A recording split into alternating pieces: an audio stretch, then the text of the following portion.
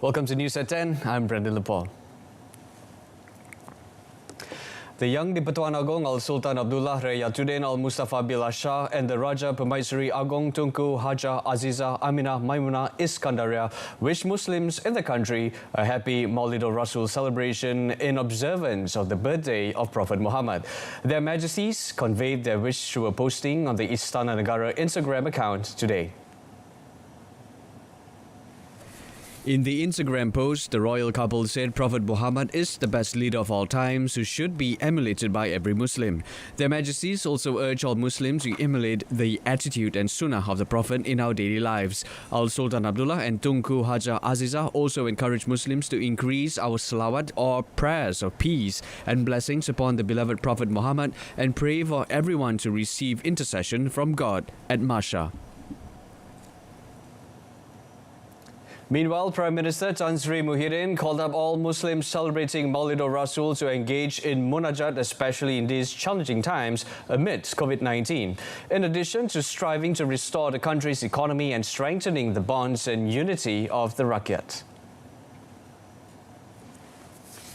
Tan Sri Muhyiddin, in the speech in conjunction with the Maulidul Rasul celebration today, said these challenges strengthen the commitment of Muslims to loving and further understanding the teachings of Prophet Muhammad. The Premier also invited the Muslim public to recite salawat to the Prophet, learn his life stories and follow his noble teachings. Meanwhile, the Prime Minister also praised the Malaysian Islamic Development Department, JAKIM, for initiating the Malaysia Bersalawat campaign. He said not only is this a good initiative complying with the new norms, but more importantly, the recital of salawat is also to show our love for the Prophet. Meanwhile, the Sultan of Selangor, Sultan Sharafuddin Idris Shah, wants the noble values and wisdom of Prophet Muhammad in uniting the people to be used as a model by politicians to unite and support the government's efforts in the fight against COVID-19.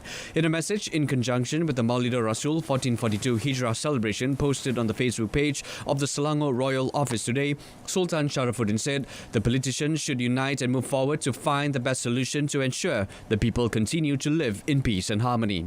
The Sultan also said the people are facing an economic crisis that is collapsing due to the COVID-19 outbreak. Hence, unity, stability and prosperity are very important to continue the development agenda, building strength and uphold the country's sovereignty. Sultan Sharafuddin called on the people to appreciate and practice the teachings of Islam as taught by Prophet Muhammad by living their daily life by the teachings of the Quran and the Sunnah that we were left by the Prophet. 121 importing companies began to increase the volume of imports from other countries such as Pakistan, Thailand, the Netherlands and China to meet the needs of Malaysian households. According to Domestic Trade and Consumer Affairs Minister, this is following the ban on exports by the largest supplier, India, since July. He explained that the Indian government only allowed the export of Bangalore rose and Krishnapuram onions. Dato Sri Alexander added that based on current statistics, Malaysians on average use 17 kilograms of onions a year. This means an average 1.4 kilograms per month, making the average need of 35.97 million kilograms required per month. Furthermore, there are 24 countries that export onions to Malaysia, consisting of India at 38%, Pakistan 23%, China 16%, the Netherlands and Thailand 8% each. The import from India is 127.96 million kilograms of the total import. However, the Indian government issued a ban on onion exports after the country was hit by floods in July. 549 individuals were held for breaching Recovery Movement Control Order (RMCO) as of noon today. Senior Minister Security Dato Sri Ismail Sabri Yaakob in his statement said 547 were fined while 2 others were remanded. Elaborating further, the frequent offences committed are not wearing face masks, did not record personal details and businesses operating more than the stipulated hours. Dato Sri Ismail added, through Benteng, police managed to apprehend 14 illegal immigrants. A ship and 6 other vehicles were also seized in roadblocks across the nation. Meanwhile, from 24 July until yesterday, 56,999 individuals have returned to Malaysia, and some of them were placed in hotels, public training institutions and other premises nationwide for compulsory quarantine. A few were sent to hospital and the majority were allowed to return home. Meanwhile, 36 public sanitation operations were carried out by the Ministry of Housing and Local Government (KPKT) as of yesterday. The operations covered 12 red zones, 12 yellow zones and 6 green zones area nationwide. Datuk Seri Ismail Sabri said the operations were carried out by Fire and Rescue Department, Local Authority Department and other related agencies. Since the 30th of March, a total of 10,874 sanitation operations had been carried out on business premises, residential areas, markets and government buildings. Now for the COVID-19 updates, the number of new cases reported is currently on a declining trend, with more cases recovered today than new positive cases. The Ministry of Health MOH reported 685 discharged today compared to 649 new cases as of 12 p.m. today. This brings the total number of cases reported in Malaysia to 30,090, of which 10,087 are currently active and being treated. According to a statement by its Director General, Tan Sri Dr. Nur Hisham Abdullah, 5 new clusters were identified today in Sabah, Selangor and Negeri Sembilan. 106 cases are currently being treated in intensive care units (ICU), with 23 of them requiring respiratory aid. Meanwhile, no new deaths were reported today and the death toll remains at 246.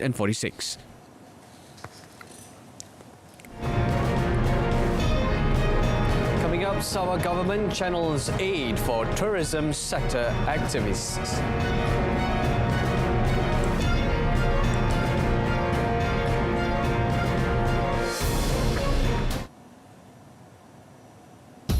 With the MERS 999 application system, getting emergency assistance is now easier. Save Me 999 Police connects the Malaysian public to the police.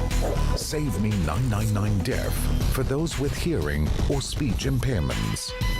And Save Me 999 Blind for those with visual impairments.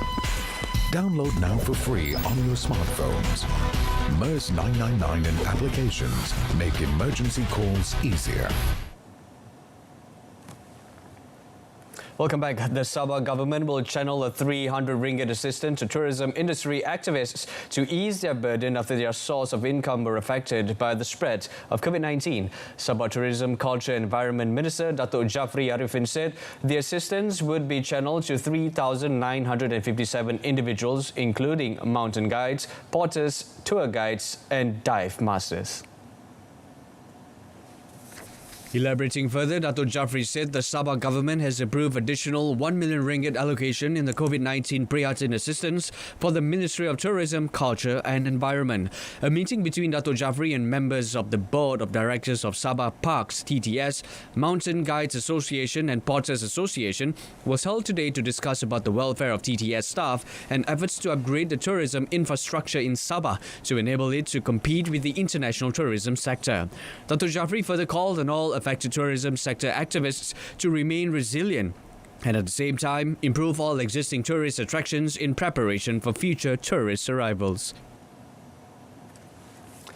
Syarikat Air Darul Aman Sediran Berhad SADA is optimistic in their ability to reduce their debt below 30 million ringgit.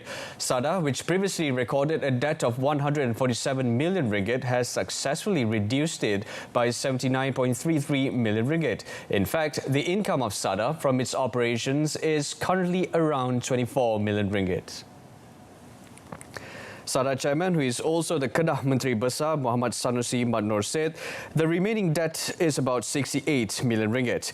He also explained that there have been no injection of funds from any other parties to pay off their debt. Instead, the state government implemented a few measures to cut their costs. Kita nak datang kepada satu angka yang kita dan Kerajaan Persekutuan bersetuju bahawa ini sajalah hutang kerajaan Kedah Kerajaan Persekutuan. Selepas kita buat proses migration pada bulan November nanti, Kerajaan Persekutuan menjanjikan penghapusan hutang berjumlah 690 juta menjadi 1.3 juta dan kita nak minta dirundingkan lagi benda-benda yang saya sebutkan tadi. Saya berharap hutang kita akan turun menjadi 600 lebih kurang lah. Meanwhile, the Kedah Menteri Besar noted that the non-revenue water NRW issue can be solved after the construction of 5 water treatment plants NRA are completed. The Federal Territories Ministry intends to convert the motorcycle lane in Putrajaya into a bikeway in an effort to make the administrative region a cycling-friendly city. According to its Minister Tan Sri Anwar Musa, the decision was made due to the lack of motorcyclists in the area, making the gazetted lane rarely used by anyone. He further explained that the cycling lane, which is expected to be completed within the next couple of months, will have an outer loop stretching 34 kilometers and an inner loop of about 15 kilometers. The minister added that various other facilities will also be built, such as workshop, bicycle spare parts and accessory shops. Kita dah kena pasti pit stop, kita dah kena pasti kedai ataupun gerai yang kita akan convert menjadikan kawasan macam cyclist cafe dan juga cyclist punya tempat service center dia. Telah pun dikena pasti, cuma kita nak mengesahkan saja. In fact, kita dah bincang semalam lagi. Ini boleh dibuat serta-merta. Cuma ada perkara-perkara sedikit penambahbaikan yang kita perlu buat lagi lah. Tan Sri Anwar said this at a press conference after handing over contributions to the Putrajaya community under the Wilayah Chakna 3.0 today. The contributions were given to the B40 group, which was affected by the Conditional Movement Control Order. A teenager died after the motorcycle he was travelling on was involved in an accident at kilometre 0.5 of Tapah Cameron Highlands Road about 10 a.m. this morning. The victim, Kong Weng Kin, aged 19, died at the scene due to severe injuries. According to Tapah District Police Chief Superintendent Wan Asharuddin Wan Ismail, the victim was on his way home when his motorcycle made contact with a lorry and skidded to the side of the road.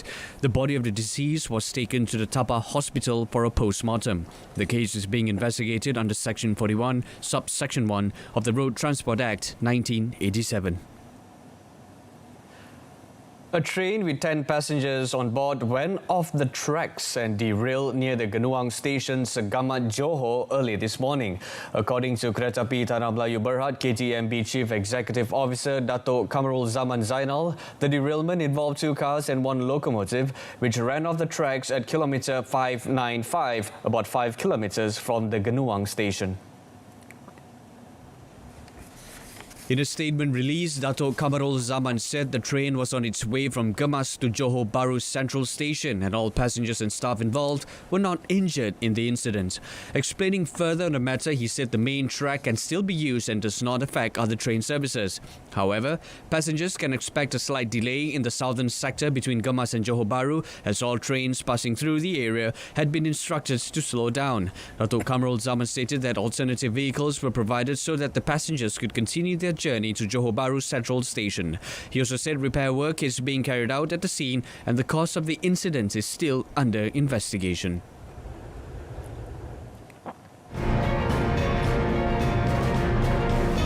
Coming up in a foreign segment, 3 dead and several injured in suspected terror assault in France.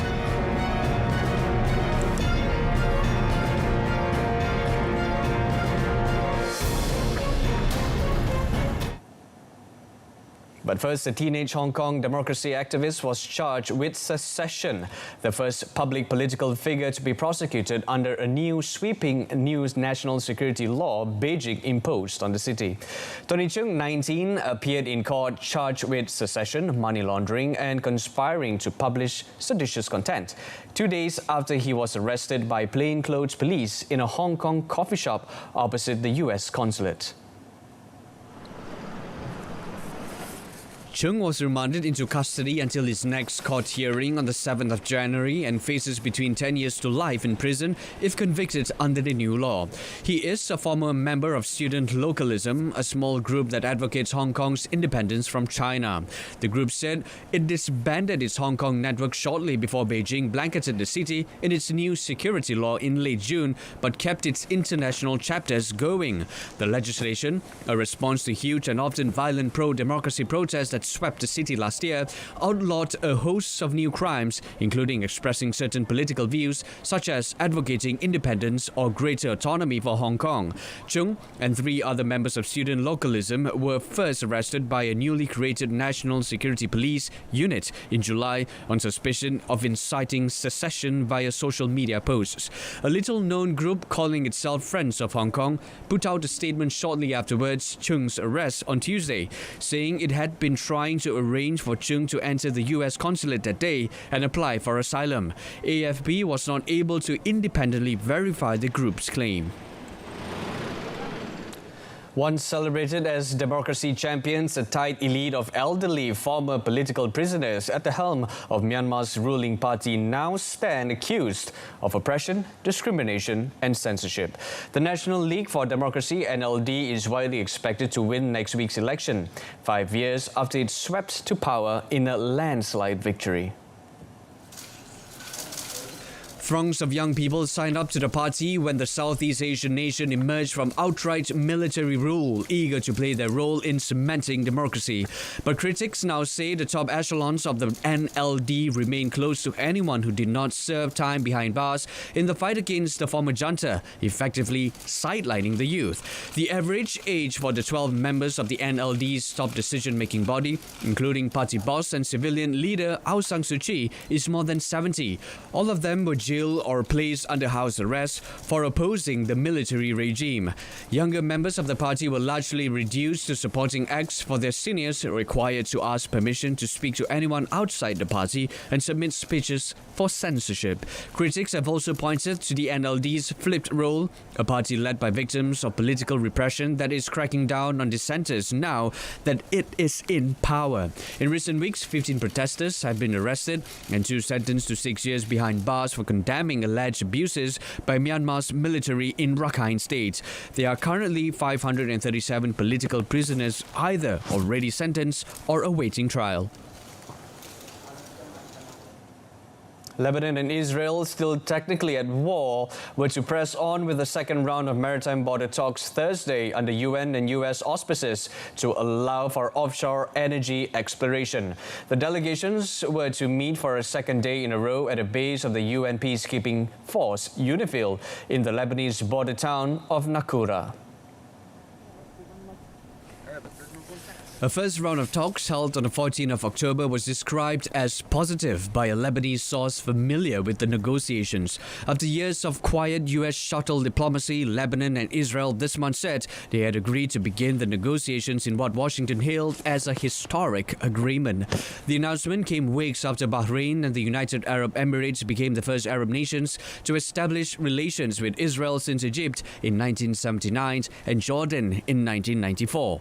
But Lebanon has insisted the negotiations are purely technical and do not involve any political normalization with Israel. Lebanon, reeling from its worst economic crisis in decades, is hoping to settle the maritime border dispute so it can continue exploring for hydrocarbon reserves in the Mediterranean. India passed 8 million COVID-19 cases, with the world's second worst hit country bracing for a possible second wave ahead of winter and a series of religious festivals. According to latest government figures, there have now been 8,040,203 cases and 120,527 deaths across the country of 1.3 billion people. The United States has seen 9.1 million cases and more than 230,000 deaths. India has one of the world's lowest death rates, and ministers have highlighted the slowing number of new infections in recent weeks. But authorities are preparing for a new surge after Diwali, the country's most important religious festival, on 14 November. A stringent lockdown imposed in March has gradually been eased as the government seeks to reboot the economy after the loss of millions of jobs nationwide. But experts say this has helped spread COVID-19. New Delhi recorded 5,000 new cases on Wednesday, its highest daily figure since the outbreak of the pandemic. Officials have warned that the capital could see more than 10,000 cases a day in the next wave. Experts have also said crowds gathering for Diwali and other festivals, colder temperatures and the annual winter pollution crisis could worsen the impact of the virus cases in Delhi. Authorities are also worried about the southern state of Kerala and West Bengal in the east, which have seen worrying spikes in cases. Financial capital Mumbai, India's worst-hit city with more than 250,000 cases and over 10,000 deaths, is currently adding about 2,000 cases a day. While businesses and theatres have slowly started to reopen, schools and colleges remain shut in most cities and international flights are severely limited. A man wielding a knife at a church in the French city of Nice killed 3 people, slitting the throat of at least one, and injured several others before being apprehended by the police. French anti-terror prosecutors have opened an inquiry on the incident. France has been on high alert for terror attacks since the January 2015 massacre at the satirical weekly Charlie Hebdo. The trial of suspected accomplices in that attack is underway in Paris. In Nice, in particular, painful memories remain fresh of the terror attack during the Bastille Day fireworks on 14 July 2016, when a man rammed his truck into a crowded promenade, killing 86 people. It was part of a wave of terror attacks on French soil, often by so-called lone wolf assailants, which has killed more than 250 people since 2015. The attack comes just days after thousands rallied across France in solidarity with a teacher beheaded for showing people's cartoons of the Prophet Muhammad. The history teacher, Samuel Paty, was killed by an 18-year-old Chechen man, Abdullah Anzarov, who committed the gruesome crime outside Paty's school in a Paris suburb after the teacher was denounced by angry parents on social media.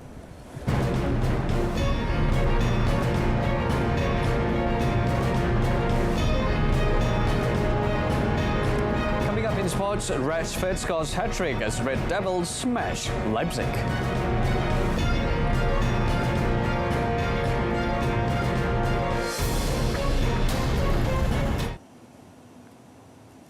We begin with local sporting events. The Malacca United Soccer Association, MUSA, is confident that they can complete the documents requested by the Football Association of Malaysia, FAM, before the 31st of October. Now, this is to ensure that the team does not face elimination from the next season of the Malaysian League. MUSA President, who is also the Malacca Chief Minister, Datuk Sri Sulaiman Mat Ali, said all the required documents are being processed before submitted to the Malaysian Football Authority as soon as possible. Previously, the media has reported that MUSA and Pahang faced the risk of elimination after failure to submit required documents after the first deadline last month, even though both football associations have been given a chance by FAM.